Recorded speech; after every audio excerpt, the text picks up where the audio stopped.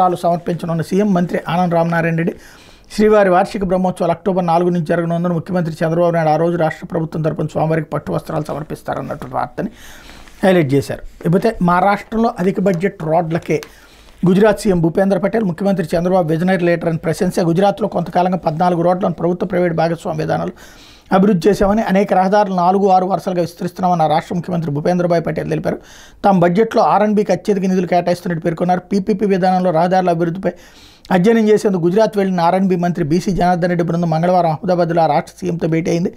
ఆ రాష్ట్ర R&B శాఖను సీఎం స్వయంగా చూస్తుండటంతో ఆయనతో సమావేశమై రహదారుల ప్రాజెక్టులను చర్చించింది. AP CM Chandrababu visionary leader అని ఆయన నాయకత్వంలో ఏపీ మరింత అభివృద్ధి వైపు అడుగులు వేస్తోందని ప్రశంసించారన్నటువంటి వార్తని హైలైట్ చేశారు. ఇక్కడ ఏంటంటే భవిష్యత్తులో చర్చ రానియకుండా ఇప్పుడు PPP అంటే ఇప్పటికే ప్రభుత్వ హైవేల మీద ఆల్రెడీ డబ్బులు వసూలు చేస్తున్నారు, టోల్ గేట్లు. రేపు ఈ మన R&B రోడ్లకు కూడా టోల్ గేట్లు వసూలు చేయబోతున్నారు. దాన్ని కవర్ చేయడం కోసం అని చెప్పేసి అది గుజరాత్లో ఆల్రెడీ అమలు చేస్తున్నారు.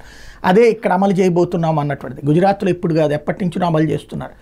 మనం మరి ఇంతకుముందు అమలు చేయలేదు కదా. ఇప్పుడు ఏంటంటే రోడ్లు వేయడానికి డబ్బులు వసూలు చేసేటటువంటి కార్యక్రమం, కాంట్రాక్టర్లకి ఇచ్చేసేందుకు రోడ్లని రెడీ అవుతున్నటువంటి వ్యవహారాన్ని కవర్ చేయడానికి స్ట్రాటజిక్ అంటే వార్తని ఎప్పుడైనా సరే మనం ఆలోచించే తీరుని ఇక్కడ మన ఆలోచించే తీరు మీద ప్రభావం చూపెట్టే విధంగా వార్త రాసేటటువంటి ఒక వ్యూహాత్మకమైనటువంటి ఎత్తుగడలు సక్సెస్ అవుతున్నటువంటి వ్యవహారం.